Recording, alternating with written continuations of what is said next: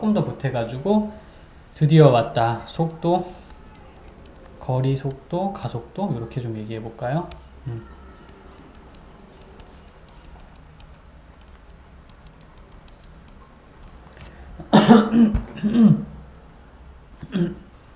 이 모든 것들은 시간에 따라 움직이는 거예요. 라고 가정을 하고 갈 거야. 시간이 지나면서 이제 사람이 움직여 가니까 거리도 달라지고, 거리 S, 속도를 V, 가속도를 A라고 많이 합니다. 아니면 거리를 P라고 하는 경우도 많고요. 뭐 그거는 개인의 자유. 벨로시티라고 불러요. 속도와 속력, 스피드의 차이는 있는데요. 속도는 뭐 더하기 3이야 그럼 이제 오른쪽으로 3만큼 달려가고 있어, 빼기 3이야 그럼 속도가 30 뭐 줄어들고 있어, 이렇게 설명할 수 있지만 속력은 무조건 3이라고 부릅니다. 그러니까 속도의 크기를 말하는 것으로서 속력은 속도의 절대값이다 라는 말도 책에 있긴 있어요. 그러니까 앞으로 가든 뒤로 가든 이렇게 빨러 라는 걸 말할 때 속력, 근데 속도는 빠르긴 빠른데 지금 이제 앞으로 가는 중이야 뒤로 가는 중이야 를 얘기를 해야 된다는 것도 알아두시면 좋겠습니다. 자, 이때 그 시간과 거리가 이렇게 움직이는 그림을 하나 그려볼게요. 그래서 크게 점 두 개를 잡아가지고 이것은 시간의 변화, 그 다음에 여기는 거리의 변화. 그래서 기울기를 구하면은 시간의 변화분의 거리의 변화가 기울기예요. 근데 그 우리가 생각하고 있는 이 시간이 점점점 간격을 좁혀가면 이 거리도 점점점 간격을 좁혀가면서 뭐가 되냐면 순간적인 기울기가 될 수 있어요. 그 리밋하고 델타 t가 0으로 간다라고 표현하거든요. 그럼 순간적인 기울기가 되긴 됩니다.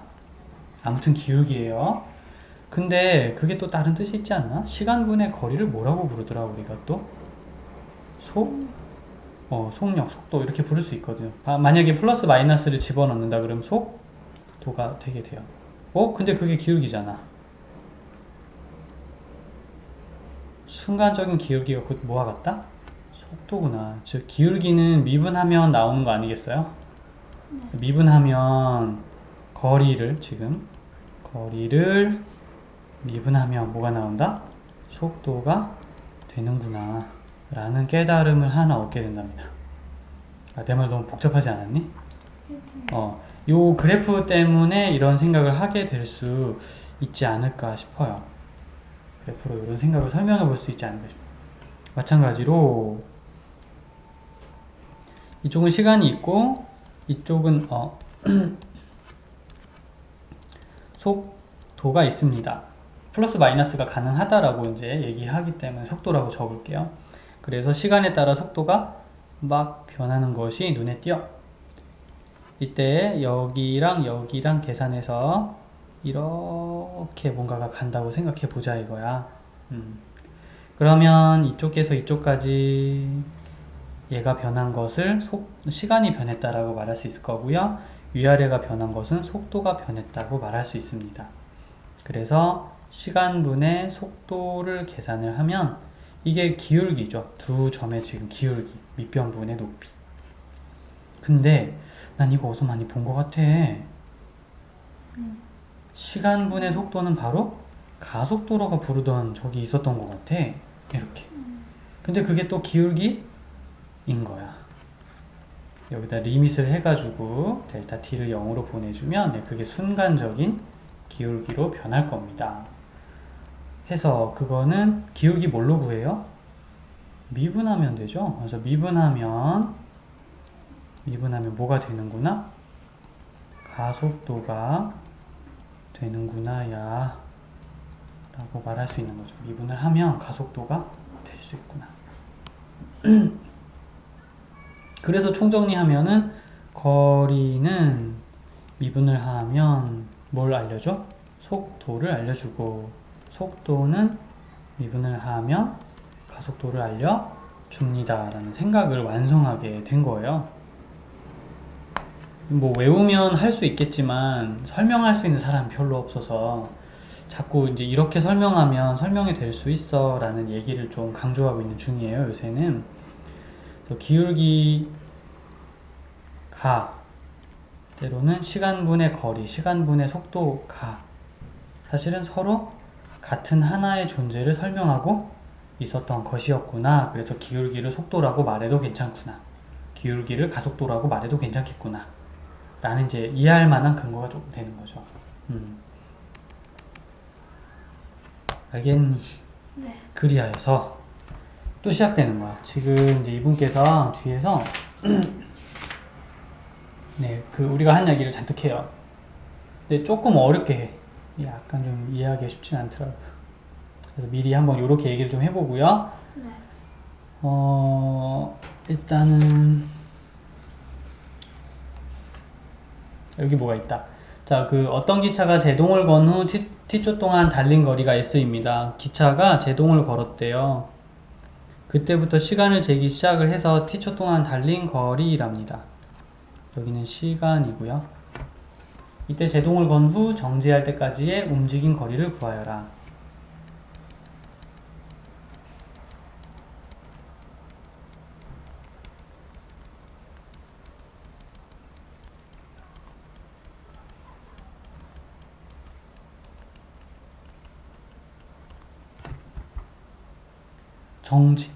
정지가 뭐지? 이제 이런 얘기들을 물리로 바꿔서 이해할 수 있어야 돼요. 정지란 속도가 0이 되는 상태이다, 이렇게. 그럼 속도는 어떻게 구하지? 갑자기 또 수학이 끼어들어. 거리를 미분하면 되지. 라는 식으로. 그럼 0이 되는 거죠. 이게 속도가 0이 된다. 그럼 시간이 몇 초? 10초일 때 그런 일이 일어나겠네. 라고 생각하게 만드는 겁니다. 그럼 움직인 거리란 바로 여기는 s를 말하거든요. 언제일 때?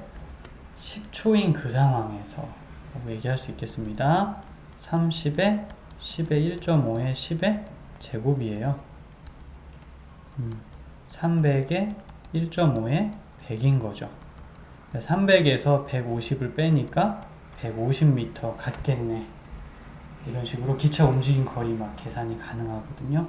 네. 다시 한번 중요한 거는 정지라는 것은 속도가 0이 된다. 속도가 0이 된다는 것은 미분한 값이 0이다로 설명이 가능하다. 이렇게. 네. 움직인 거리란 s를 말하는 거다. 시간은 언제일 때? 10초 동안 정지 쭉 했으니까 10초 동안 움직인 거리는 10을 집어넣으면 되는 거다. 나머지 그냥 계산이 이제 도와주는 거고 네. 이렇게 돼요.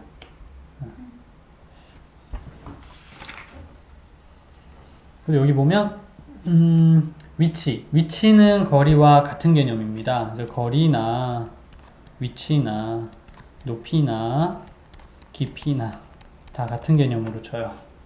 비슷합니다. 그러니까 조금씩 차이는 있긴 있는데 일단 우리가 그 거리 자리에 놓을 수 있는 사람들이고요. 그거를 그럼 미분을 한번 하게 되면 거리의 변화율, 즉 거리가 이제 그 변한 거, 위치가 변하는 거, 높이가 변하는 거, 깊이가 변하는 걸 비율로 알 수가 있어요. 그래서 거리면 거리, 위치면 위치, 높이면 높이, 깊이면 깊이 그 사람을 미분하게 되면 이런 뜻이에요. 이게 미분하게 되면 바로 거리의 변화율, 위치의 변화율, 높이의 변화율, 깊이의 변화율을 구하는 것과 같고요. 그것은 곧 거리의 변화율이라고 불러요. 거기다 위치의 변화율, 높이의 변화율, 깊이의 변화율. 그러니까 미분한 것을 갖다가 뭐라고 부르냐 하면 변화율이란 단어로 설명한단다. 그러니까 변화율은 뭐다? 미분한 거란 뜻으로만 받아들여도 좋아요. 그래서 거리의 변화율을 구하라. 거리를 미분해라. 위치의 변화율을 구해라. 위치를 미분해라. 높이의 변화율을 구해라. 높이를 미분해라. 이렇게만 생각해주면 딱 맞아요. 네. 거기에다가 자, 거리와 위치의 차이 알려드리겠습니다. 내가 5를 갔다가 1을 왔다가 다시 3을 앞으로 갔어요. 그럼 위치는요 더하기 5 빼기 1 더하기 3입니다만 거리는요 더하기 5 더하기 1 더하기 3입니다. 이것도 움직인 거리니까 거리에선 이거를 다 이렇게 더하기로 바꿔가지고 계산을 하도록 되어 있어요. 네. 네, 이 모든 것을 알았다면 문제를 한번 풀어볼게요. 자, 위치가 x인데요. 그 위치 공식이 t셋 3t 제곱 마이너스 9입니다. 9t입니다. 자, 운동 방향을 바꿀 때의 위치라고 해서 운동 방향 바꿀 때의 위치. 따먹으면 x만 계산하면 되는 거죠, 그죠? 이제 x만 찾으면 돼요. 근데 운동 방향을 바꾼다는 게 무슨 뜻이지? 운동 방향을 바꾸는 세상의 모든 물체가 꼭 거쳐가야 하는 특징이 있어요. 혹시 느낌 오니?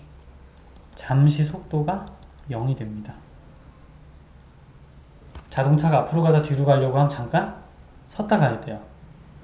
여기서 운동 방향을 바꾼다라는 건 수직선 위에서, 그러니까 이렇게 길에서 이렇게 가는 거는 그런 거 말고요. 수직선 위에서. 그래서 항상 여기 보면 수직선 위를 움직이는 이란 단서 조항을 달아요. 안 그러면 이 말은 틀린 말이 될 수도 있기 때문에 네, 수직선 위를 움직이는 으로 보면은 딱 맞겠습니다. 그때는 속도가 0이 돼야 돼요. 그럼 속도는 뭘로 구하죠? 미분해야 됩니다. x를 미분해서 3t제곱 6t 빼기 9가 0이 되는 것을 말하는 거고요. t가 3이거나 마이너스 1일 때를 얘기하는 것이죠.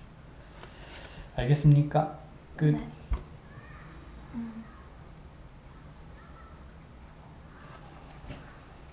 됐습니다. 힘들진 않나요? 네. 땡큐. 그러면 시간이 마이너스인 건 우리가 용납이 안 돼. 현실에서는 가상세계에서는 있을 수 있어요. 아무튼 3초일 때 운동 방향을 바꿀 것 같아.